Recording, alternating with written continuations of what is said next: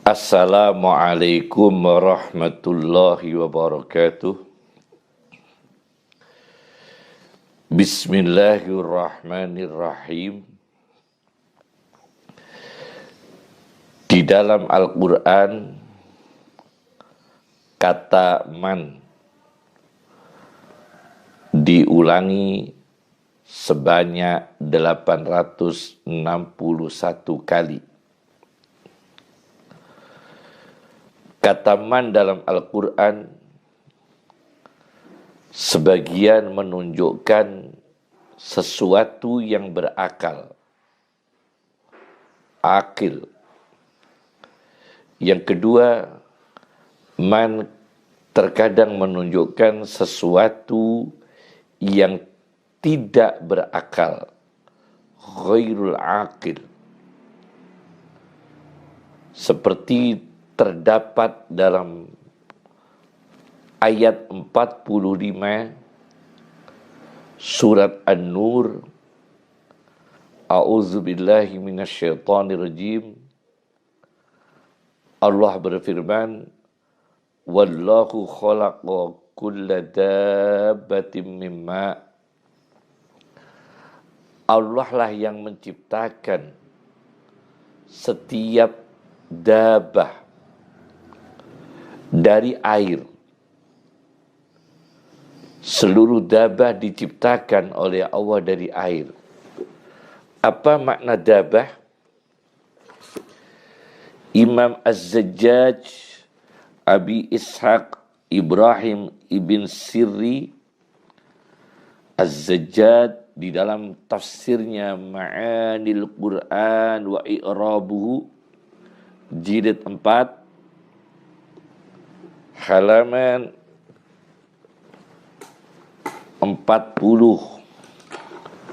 beliau mengatakan fadabatun ismun likulli khayawanin mumayyiz. Maka kata dabah itu sebuah nama likulli khayawanin mumayyizin, dipakai untuk makhluk hidup yang punya potensi pintar karena memiliki akal, wa ghairih, dan makhluk yang tidak punya potensi tamyiz, tidak punya potensi pintar karena akal, yakni makhluk hidup yang tidak berakal, termasuk binatang. Kemudian Allah berfirman, faminhum may yamshi ala batnih. Maka di antara dabah, Az-Zajjaj mengatakan kata minhum itu menunjukkan dabah itu memang sebagian berakal. Buktinya dengan kata minhum. Falamma kana lima ya'kilu wa lima la ya'kilu, ketika kata dabah itu dipakai ma ya'kilu, sesuatu yang berakal, walima la ya'kilu, dan sesuatu yang tidak berakal, qala faminhum. Maka Allah memilih kata minhum, yang biasanya kata minhum itu menunjukkan mereka yang berakal. Tidak faminha, tidak min faminhunna. May yamshi ala batni, ada yang berjalan di atas perut. Binatang tidak berakal berjalan di atas perutnya. Wa minhum may yamshi ala rijlain, dan di antara dabah ada yang berjalan di atas dua kaki, termasuk manusia atau binatang yang berjalan di atas dua kaki. Wa minhum may yamshi ala arba', dan di antara dabah ada yang berjalan di atas 4 kaki. Kenapa dan apa hikmahnya makhluk yang tidak berakal Allah menyebutnya dengan kata man, yang biasanya man itu makhluk yang berakal. Kenapa makhluk yang tidak berakal? Seperti binatang yang berjalan di atas perutnya, ada binatang yang berjalan di atas 2 kaki, ada binatang yang berjalan di atas 4 kaki. Disebut man oleh Al-Quran karena Allah Subhanahu wa ta'ala telah memberikan hidayatul hawas, hidayah melalui panca indera. Dalam ilmu zoologi, ilmu tentang binatang, bahwa binatang ini dikaruniai oleh Allah hidayatul hawas, petunjuk panca indera, ilham, punya insting dari Allah Subhanahu wa ta'ala. Allah membuktikan hidayahnya kepada binatang yang tidak punya akal, tapi berperilaku seperti hamba Allah yang berakal. Karena ada potensi ilham yang diberikan oleh Allah, hidayatul hawas, petunjuk melalui panca inderanya, instingnya. Dibuktikan ada binatang yang diberi hidayah oleh Allah untuk berkhidmah kepada wali-walinya Allah, berkhidmah kepada kekasih Allah.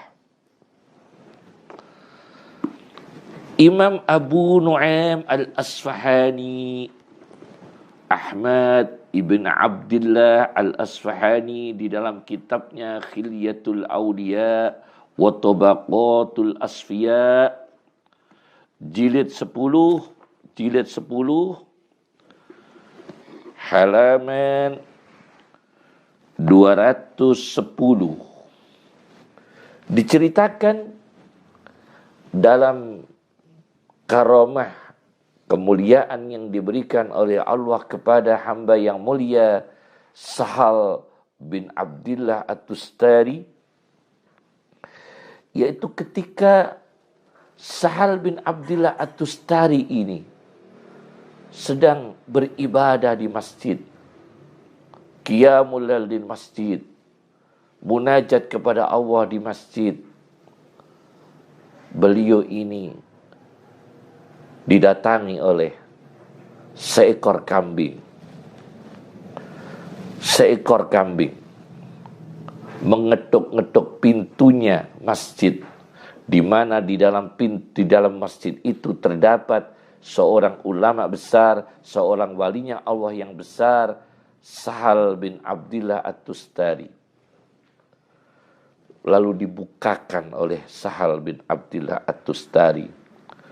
Fadanatis syatu minhu, maka kambing itu mendekat pada Sahal. Wa waqafat baina yaday, dan berhenti di depannya Sahal. Fama Sahal dur'aha, maka Sahal mengusap tetek kambing itu. Tetek kambing itu diusap. Fahalabaha, dan memerah susunya, maka memerah susunya. Wajalasa, Sahal duduk. Fasyariba, kemudian minum. Kambing datang sendiri, melayani wali-walinya Allah, melayani aulianya Allah, melayani walinya Allah, Sahal bin Abdullah At-Tustari. Summa masaha bidor'iha, setelah Sahal minum, lalu mengusap tetek kembali, dan Sahal mengucapkan kalimat yang berbahasa Persia. Fadahabat fis sahra, maka kambing itu pergi di padang pasir. Wa raja'a huwa ila mikhrabih, dan Sahal kembali pada munajatnya di tempat ruang kecil di mana Sahal itu munajat kepada Allah Subhanahu wa ta'ala. Ini contoh binatang yang diberikan ilham oleh Allah, diberikan insting oleh Allah li khidmati awliyaihi, untuk berkhidmah kepada wali-walinya Allah, termasuk Sahal bin Abdullah At-Tustari. Ada lagi hidayah Allah kepada binatang untuk memuliakan makhluk Allah, untuk berkhidmah kepada makhluk Allah yang mulia, termasuk manusia. Dijelaskan oleh Al-Jahid, Abi Usman Amrin bin Bahr Al-Jahid di dalam kitabnya Al-Hayawan, jilid 2, halaman 155, 156, pernah terjadi di salah satu distrik, terjadi wabah penyakit yang membawa kematian massal di sana. Dan atas izin Allah ada seorang bayi yang diselamatkan oleh Allah berada di dalam satu rumah yang tertutup. Bayi ini diselamatkan oleh Allah.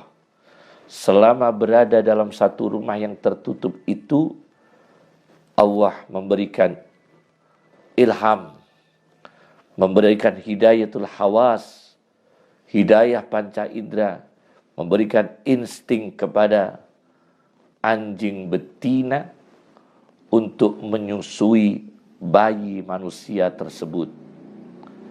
Haba ilaiha, bayi manusia ini mengisut berjalan menuju anjing betina yang berada dalam rumah itu. Fa'atofat alaih, maka anjing betina menaruh rasa iba, dan selama di dalam rumah ini disusui oleh anjing betina, dan kemudian bayi ini dikeluarkan oleh seseorang dari rumah tersebut. Ini kami hanya mengabarkan ilhamnya Allah kepada binatang yang bisa mengasihi kepada manusia. Kalau masalah anjing tetap najis, dagingnya tetap haram, susunya juga haram, apa yang ada dalam tubuh anjing semua haram dan najis. Dan ini keadaan darurat, anak kecil ini tidak dengan akal dewasa, dan ini peristiwa ilhamnya Allah kepada binatang untuk berkhidmah menyelamatkan manusia. Yang ketiga, ada binatang yang diberi hidayah oleh Allah, binatang hidayatul hayawan li khidmatil hayawan. Pertama, hidayatul hayawan ila khidmati awliyaillah, memberikan hidayah kepada binatang untuk melayani wali-walinya Allah. Hidayatul hayawan ila khidmatil mukhtara min khalqillah, yaitu memberikan hidayah kepada binatang untuk berkhidmah kepada makhluk Allah yang dimuliakan seperti bayi manusia tadi. Yang ketiga ini hidayatul hayawan ila khidmatil hayawan, yaitu hidayah Allah kepada binatang untuk berkhidmah kepada binatang. Seorang wartawan Mesir, Muhammad Farid Wajdi, di dalam kitabnya Dairatu Ma'arifil Qarnil Ishrin, ensiklopedi ilmu pengetahuan abad 20, di jilid 7 halaman 851,